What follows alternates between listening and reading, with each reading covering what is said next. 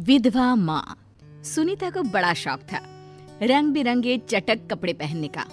पति राकेश भी ये बात खूब समझता।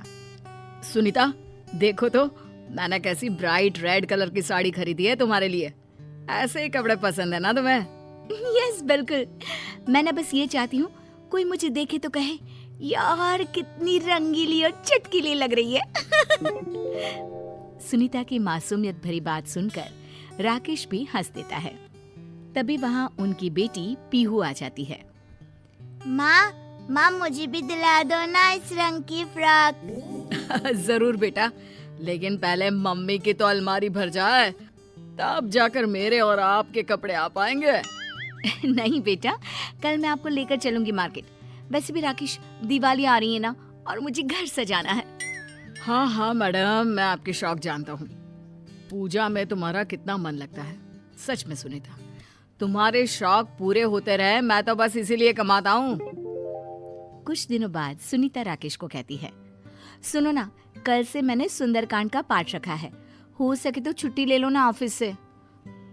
मुमकिन नहीं है सुनीता, सबके इंक्रीमेंट का टाइम है। अब मैं हाफ डे ले लूंगा कुछ दिनों के लिए। सुनीता के घर आए दिन कोई ना कोई पूजा पाठ चलती ही रहती। फिर एक दिन पड़ोसन कहती है, अरे राकेश भैया, सुनीता कहाँ है? मेरी बेटी का संगीत है, उसे बुलाया था, अभी तक नहीं आई। उसके बिना तो मोहल्ले का हर फंक्शन अधूरा है। अरे भाभी, आप तो जानती हैं, जरा सा कोई काम हो तो मेरी सुनीता कितने श्रृंगार करती है। यहाँ तो बेटी का संगीत है। अरे देखिए, पार्लर तो नहीं निकल गई ना। दोनों हंसने लगते हैं कि वहाँ सुनीता आ जाती है, सर से पैर तक सजी धजी। सुनीता किसी दुल्हन से कम नहीं लग रही थी। अच्छी बात है, मेरे पीछे पड़ोसन से मिलकर मेरी बुराई कर रहे हो। सही कह रहे थे राकेश भैया आप, ये तो किसी पार्लर से ही तैयार होकर आ रही है। इतना तो मैंने भी मेकअप नहीं किया सुनीता। अरे चलो ना, मेरा शौक ही क्या है, बस गाना बजाना, सजना सवरना और पूजा पाठ। अब चलो, देर हो रही है ना। बन्ना बन्नी गाने के लिए तो मैंने कितने दिनों से तैयारी की है। अब सुनीता, जल्दी आ जाना, पीहू इंतजार करेगी। लेकिन जहाँ नाच गाने का कार्यक्रम हो, वहाँ से सुनीता को जल्दी कौन ला सकता है घर।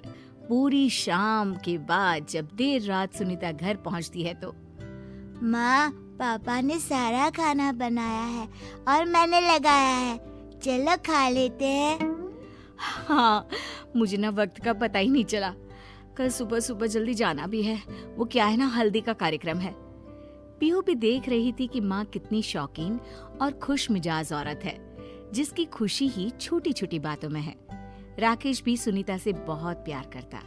फिर दिवाली के दिन, क्या बात है सुनीता, घर तो ऐसे जगमगा रहा है जैसे राजा राम की वापसी उनके महल में नहीं, बल्कि हम लोगों के घर में ही है।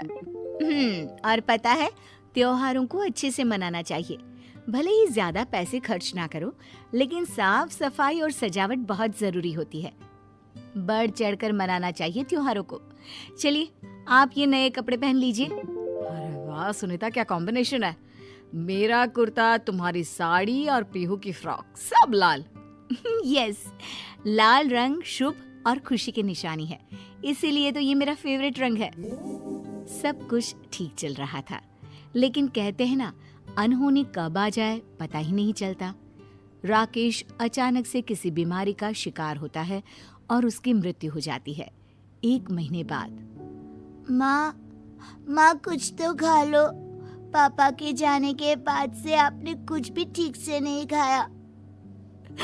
पीहू बेटा, मेरी तो सारी खुशी ही पापा से थी।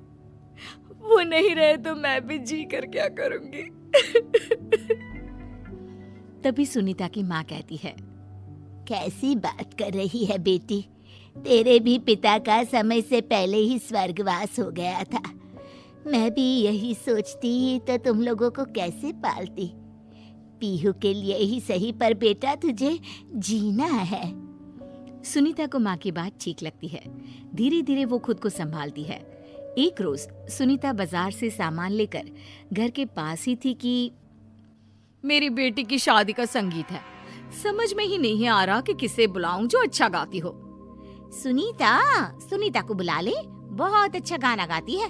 हट, कुछ भी बोलती है। अरे पति नहीं है उसका, और तुझे तो पता है ना, बिना पति वाली औरतों को शुभ काम में नहीं बुलाया जाता।